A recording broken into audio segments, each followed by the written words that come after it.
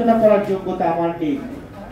তবে আমি যতটুকু জেনেছি, বইতে পড়েছি এবং বিশেষ করে বুধবার থেকে মৌলানা ভাসানীর যে রাজনীতির আদর্শ শুনেছি, আমি সত্যি মাঝে মাঝে অবাক হতাম যে ওনার মতো একজন মানুষ, উনি যখন একবারে সম্মেলন করলেন, সেখানে পৃথিবীর গণমাধ্যম থেকে শুরু করে সমস্ত মানুষ পায়ে হেঁটে সেখানে গেলেন। উনি একটি লুঙ্গি পরে থাকতেন, তালপাতা টুপি পরে থাকতেন। কিন্তু আজকের যারা রাজনীতিতে আমরা আছি, আমাদের রাজনীতিতে নাম লেখানোর পরে গাড়ির দরকার, বাড়ির দরকার, টাকার দরকার। কিন্তু মাওলানা ভাসানী কখনো টাকা, বাড়ি, গাড়ির কথা চিন্তা করেননি, কখনো লোভ লালসার কথা চিন্তা করেননি, কখনো ক্ষমতায় যেতে হবে সেই চিন্তা তিনি করেননি।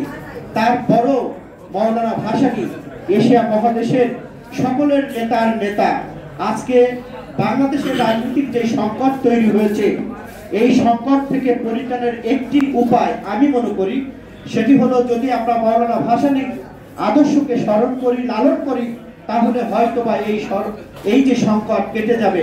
মাওলানা ভাসানী রাজনীতিবিদদের শিখিয়েছিলেন যে ভোগ করতে নাই, কিভাবে ত্যাগ করতে হয়, কিভাবে মানুষের মাঝে যেতে হয়, কিভাবে যারা নির্যাতিত নিপীড়িত মানুষ তাদের পাশে থাকতে হয়, সেটা কিন্তু মাওলানা ভাসানী দেখিয়ে দিয়েছে।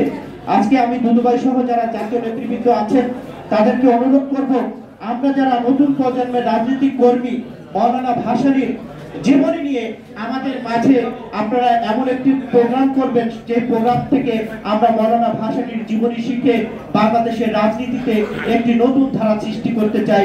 সকলকে ধন্যবাদ জানিয়ে আমি আমার কথা শেষ করছি। দেখা হবে রাজপথে, কথা হবে স্লোগানে, হয় লাশ না ইতিহাস। আল্লাহ হাফেজ।